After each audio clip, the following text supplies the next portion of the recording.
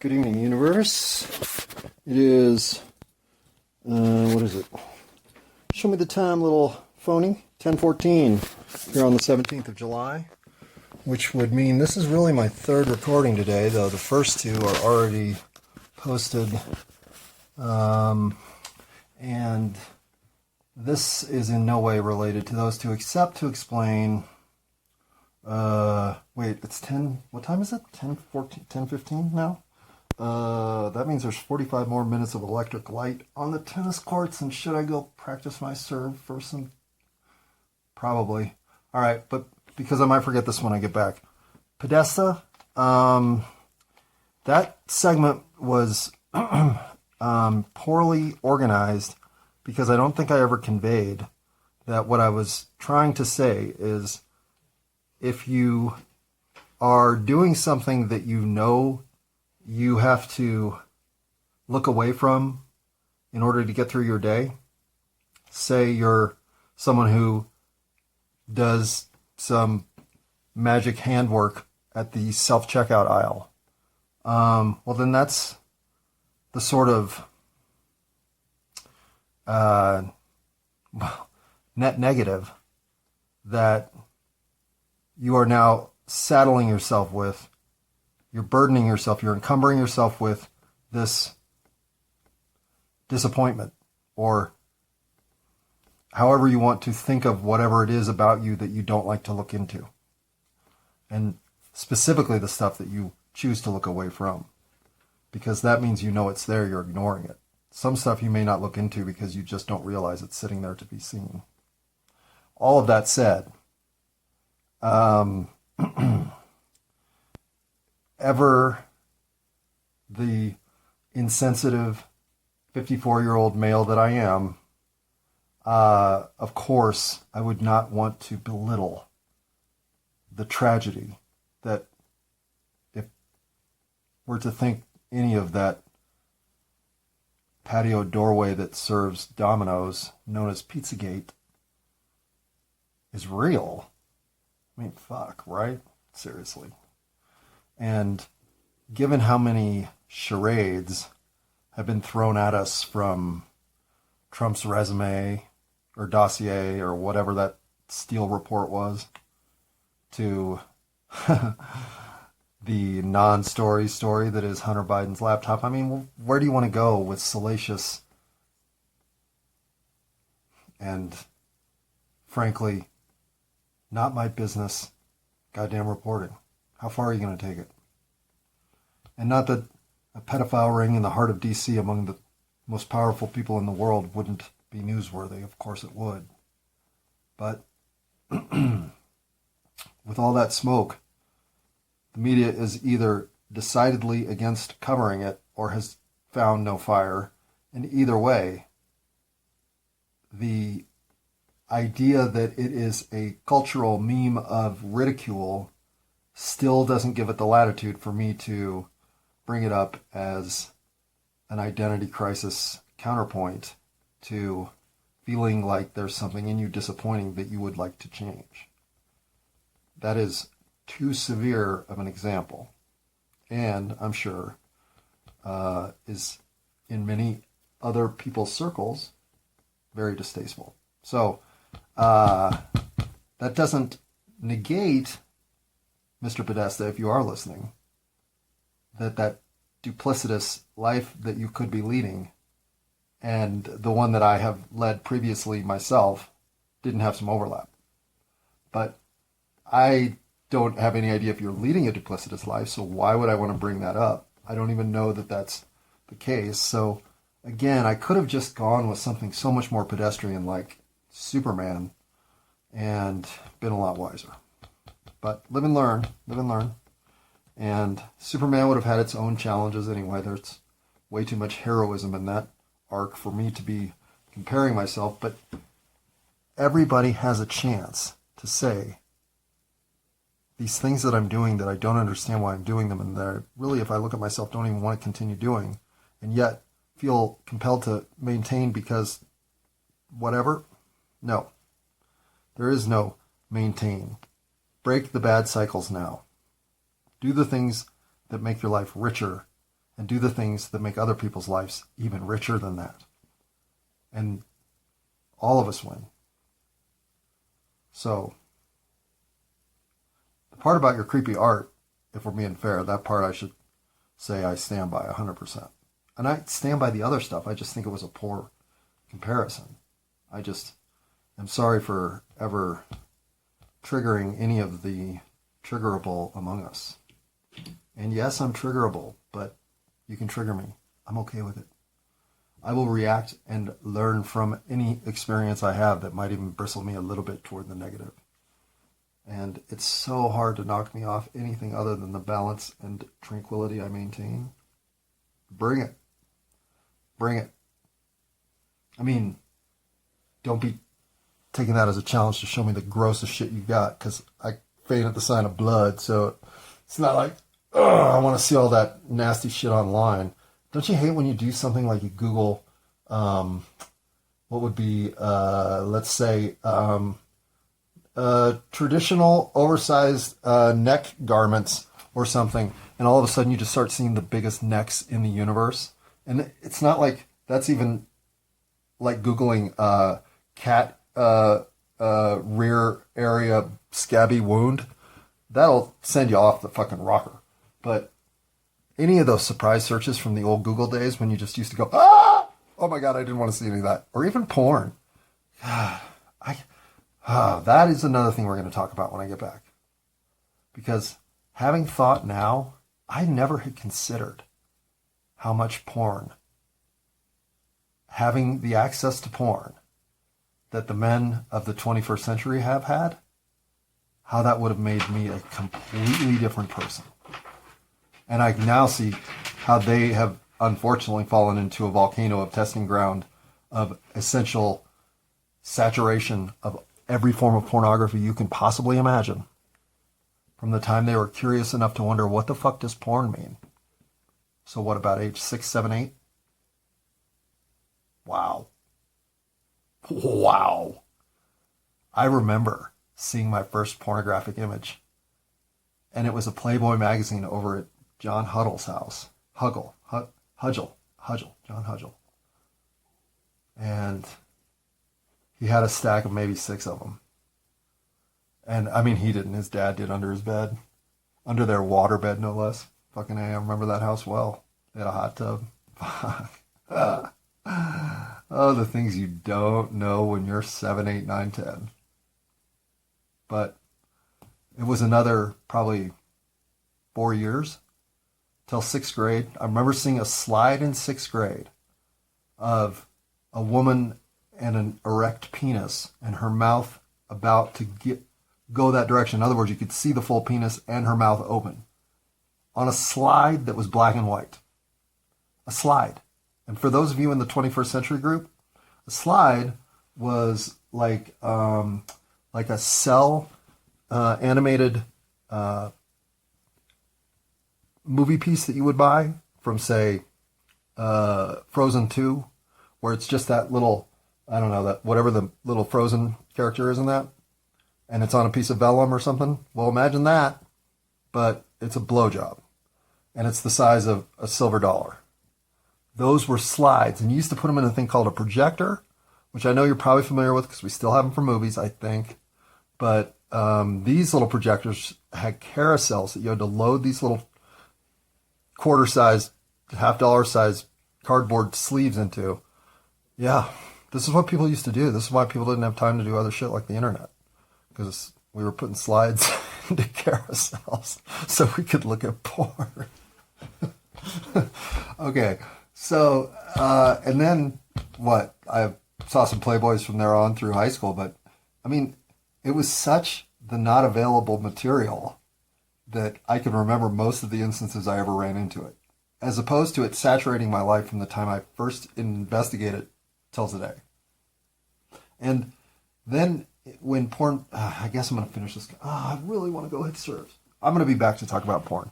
And I'm going to write down that the point I'm trying to make is I remember when it saturated one of my relationships.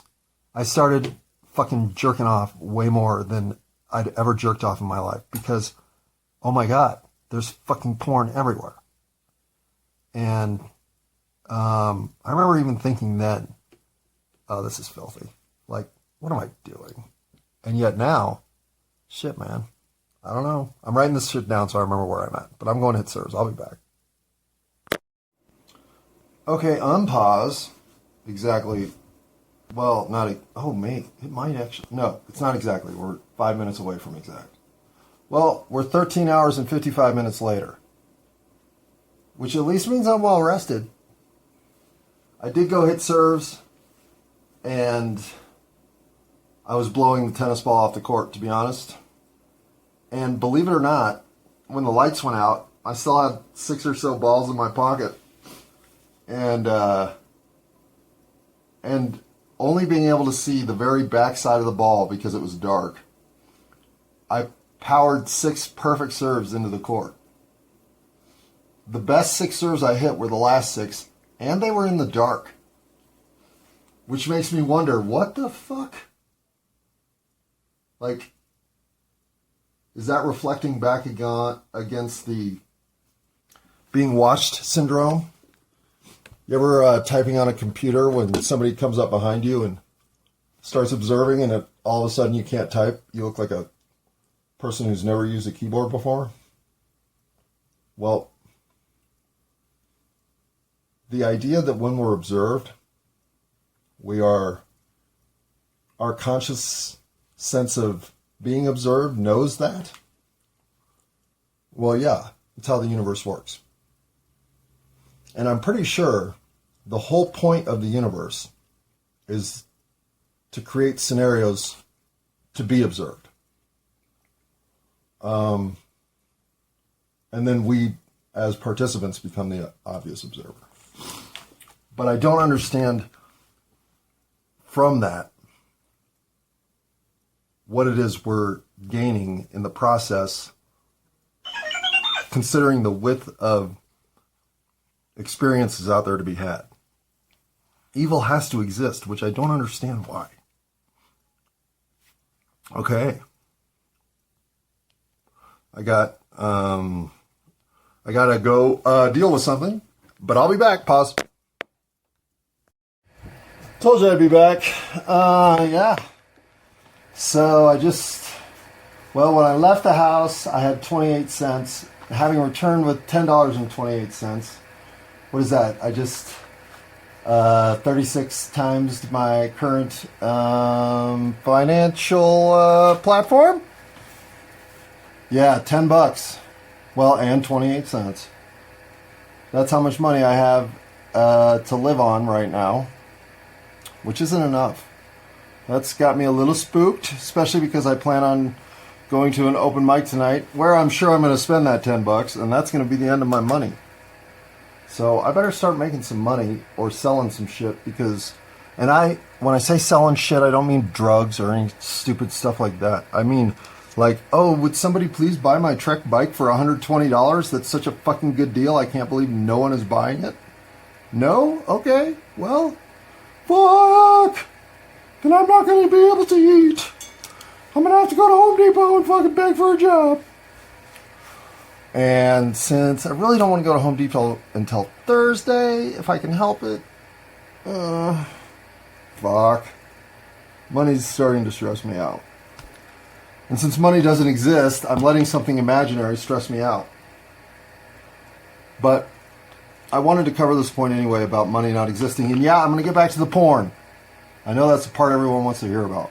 Believe me, I've been to open mics. Porn is the topic. But money doesn't exist. Oh shit, I've got the air conditioner on? Fuck. I'm sorry about that. I'll get that fixed. Pause. Alright, most of the distractions have minimized. I just have my dog Phoebe in here, and she's not in the best of health. So forgive any intrusions her presence might create. But I was going to try to explain why I say money doesn't exist, because of course that's a phrase that 99% of people listening would say, dude, that's stupid. Money is the point of life. Well, no, they would just say the dude, that's stupid part, and then they'd leave the other commentary alone. But it's... Okay, obviously there needs to be some level of lubrication in society that permits the efforts and received goods and services and everything to be exchanged in a dynamic, flowing way that allows everyone's value to be accounted for, as well as the value of things produced and items used therein and yada yada, right? I get it. But money is not the final solution. Not for a society living in some level of utopian existence. Money is a method whereby we are tricked into believing that we are being evaluated correctly because money has no interest. Now that is a good dad joke. Money has no purpose, as it were. Money has no intent. Money has no direction inherently. Money is just a measuring metric of exchange. Well, that's what you come to think because that's what it should be. And on the gold standard, that's pretty much what it represented. So the big trick was pulled when we decided that was no longer necessary. That what money really is a conceptual agreement among the populace that this is what it represents. And because we agree among the populace that this is what it represents, well, then now it has inherent value. But that's like saying we agree unicorns exist, so they have inherent value. They don't really exist. We can all agree to it. We can all even say that's how we're going to live going forward. That we pray to the unicorn because the unicorn has the power. And if we give it that power, it really does have power. Just like money really does have structural, civilizational purpose. But that goes away when we ask our money to really pony up what it represents, its inherent value, because there is none. As we're all about to learn, at least here in America. So when I say money isn't real, I guess there's the long form explanation of what I mean. Pause. Unpause. And what I'm saying isn't like spooky magic fairy dust or anything of the kind. There's no unusual take here at all. And I think if you weren't asking questions about money as a kid, and finding answers that didn't make sense, well, then you haven't been really thinking about money the right way. You've been looking at money as a salve because you think money has purpose to end misery, which it does to a very limited extent. And then from there, it's nothing but manipulation and control. And yeah, this sounds like you just accidentally flipped over to channel 53 and that conspiracy motherfucker's talking. But again, you're going to see as hyperinflation hits this community, you think food's expensive now. Ha! Go buy as much rice and beans as you can. You will only thank me later. But as we proceed through this, and again, I really think the event's 5 years away. But as we proceed through this, the levers that control money will stop losing the ability to control it. And once it's on a train wreck to dissolution, well, you tell me how much value money has at that point. You tell me if it's not fake. And there are better alternatives. And the ones that are truly liberating don't involve money. I know that sounds fucked up. But believe me, I've lived in those systems many a time, and they are fucking wonderful. Because you will always be valued. You will always think you have value. And nothing of the kind referencing, am I doing the right thing? Oh my God, am I going to make enough money if I do this? Will never be a thought. But porn thoughts. Porn. So, yeah, slide carousels, right? And even then, when you're looking at that picture, it's still about as softcore as an erect penis with a mouth coming at it can look. There are layers of innocence that even as you're participating in seeing pornography as a child, you realize are being stripped from you. And so I think to myself, well, fuck. I mean, if in 1998, when I was looking at my first real online porn, if I was as overwhelmed at the age of 26 as, wait, was I 26 then? 26, 27? Seems right. Yeah. 28, 29? Whatever. I was in my late 20s, and the shit was shocking to me. And still, to a large degree, is. If you think I walk down any of that fetish lane fucking stuff, no.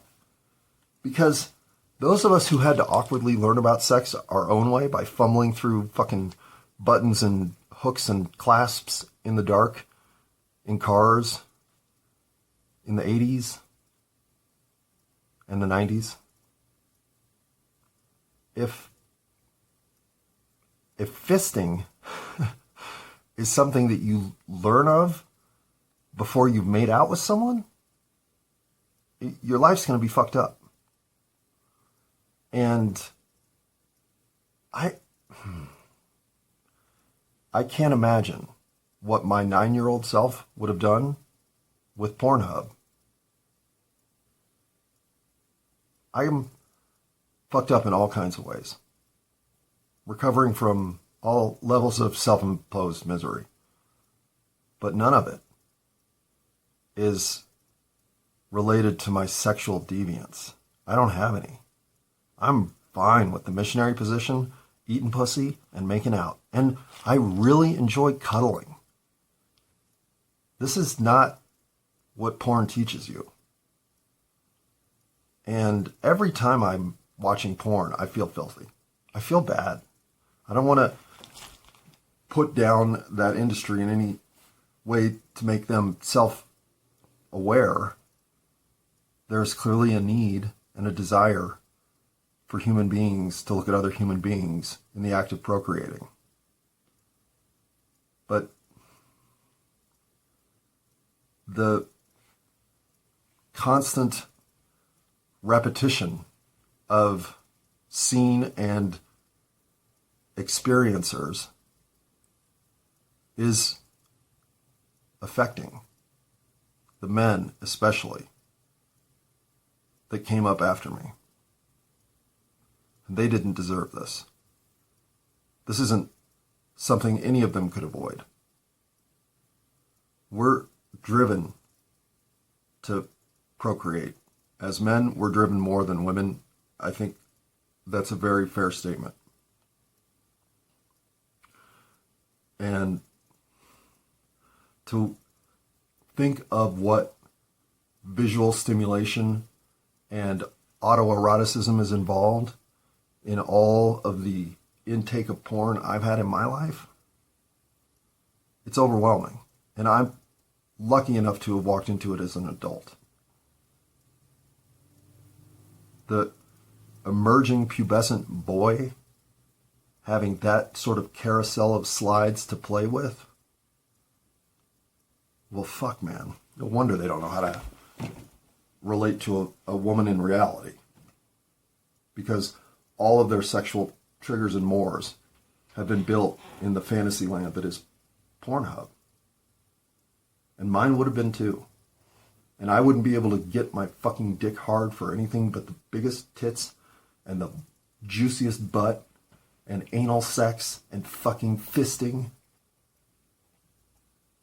It's an extreme that the male drive has no resistance to. It is just going to get conditioned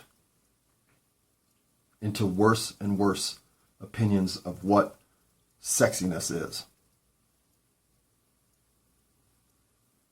And I don't know where I heard this. There was a woman speaking about generational shifting. And one of the things that she had identified, I have no idea how she would even have identified this, let alone gotten the data to back it up, let alone be able to state that this is somehow evidence-based, but I share this with you with all those caveats. That as the construct of monogamy dissolves, civilizations are 3 generations from implosion.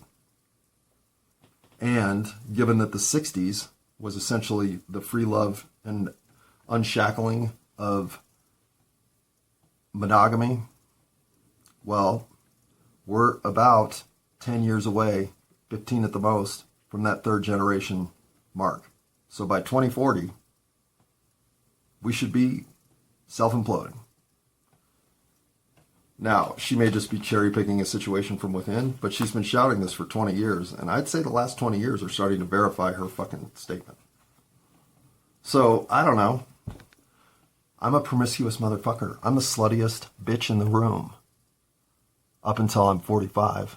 Well, that's not fair. 40. I cheated on every girlfriend I had that lasted longer than a year. Absolutely, for sure. So, I'm the very byproduct of choice that this initiative was designed to create. And I'm aware of it.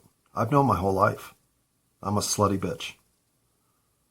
But it was because I was so unsure of myself that I didn't know that I didn't even love myself. Having found a level of connection internally now that permits no level of insecurity regarding relationships. I mean, obviously there's some vulnerability there. I'm not pretending that I'm a robot, but I will no longer be pursuing self-worth through the recognition of another. No, I have learned that that was a big mistake. And in fact, what I've learned is that that was just a pattern of behavior I was experiencing. I was miserable. I knew I was doing it to myself. I just didn't know why. Having finally identified what my trouble was, I'm past it. Well, I'm working through a life that is so far quite free from those previous encumbrances. And I appreciate how much work I've done to get here. And I can't see reverting back to my old means and ways. But expectations, things that, especially with another sex, the awkwardness is okay. It's not something you're supposed to be super suave at.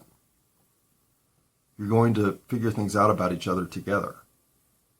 And it's not always going to be rainbows and fucking 69s. I weep for the innocence that was ripped from the boys who discovered PornHub before they had pubic hair. You were thrown into a condition where nobody was thinking about the repercussions of your adult life future. It's bullshit. And I have been here the whole fucking time. And this loss had never even hit me until a month and a half ago. It's, to me, cotton candy entertainment. But do you know how little cotton candy I have to eat before it makes me sick? Oh, I don't even know if I can get through a full serving from the circus before I'm barfing in the... My point is, if you're more familiar with rim jobs than making out, somewhere it wasn't your fault. Somewhere society let you down.